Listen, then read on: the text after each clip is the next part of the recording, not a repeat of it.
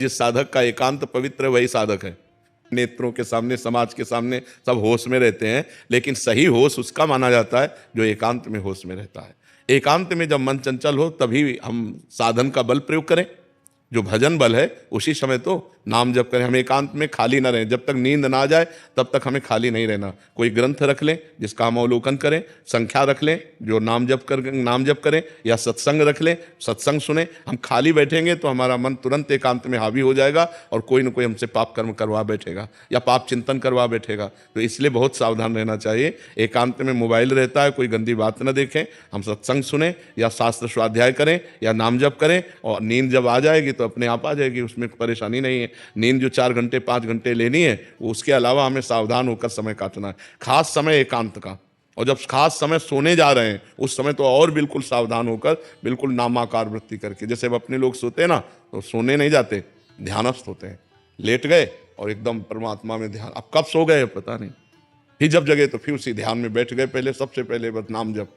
तो एकांत को संभालना होगा, ये आपका ही नहीं सबका है। एकांत सबका गंदा हो जाता है यदि चतुर सुजान साधक नहीं है, तो एकांत में गंदगी कर ही बैठता है। और जिसका एकांत गंदा है उसकी साधना ठीक नहीं है। जिसका एकांत पवित्र है वही वास्तविक संत है, वही साधु है, वही साधक है, वही महात्मा है। चाहे गृहस्थ हो चाहे विरक्त हो, ये साधु संत महात्मा गृहस्थ विरक्त के लिए भेद नहीं है। इसमें गृहस्थ भी महात्मा हो सकता है। स्थिति है तो वो महात्मा है, स्थिति नहीं है तो वेश से महात्मा नहीं माना जाता, स्थितियों से माना जाता है। तो हमें लगता है कि हमें एकांत में ज़्यादा सावधान रहना चाहिए, क्योंकि एकांत पाकर मन कच्चे साधकों का, सच्चे साधकों का तो एकांत पाते ही वो तो एकदम डूबेगा भगवान में। एकांत पाते ही तो बिल्कुल मन ऐसे उल्लसित होकर भगवान में डूबेगा कि एक मतलब इतना एकांत प्रिय हो जाता है कि घड़ी का सेल का जो आवाज़ आती है ना, टक टक, मान लो कमरा शांत है तो अभी आपको घड़ी की आवाज़ सुनाई देगी, टक टक टक।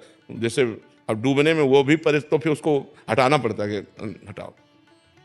एकांत में वो बहिर्मुख भोगों का चिंतन या बहिर्मुख बातें, जो कच्चे साधक हैं, अभी जो प्राथमिक स्थिति के साधक हैं, उनका जो छलांग लगा चुके हैं आध्यात्मिक, उनका तो एकदम एकांत होते हैं और एकदम शांत परमात्मा में डूब गया। और जिसका अभी विषय रस भोगने की लालसा बनी हुई है, उसको बहुत परास्त कर देता, बड़ी दुर्दशा कर देता है एकांत में।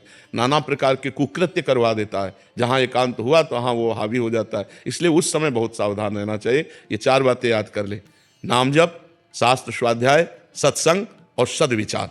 इनके द्वारा हम एकांत को व्यतीत करें। एकांत में ये जरूर लागू करें। जय श्री राधा कृष्ण।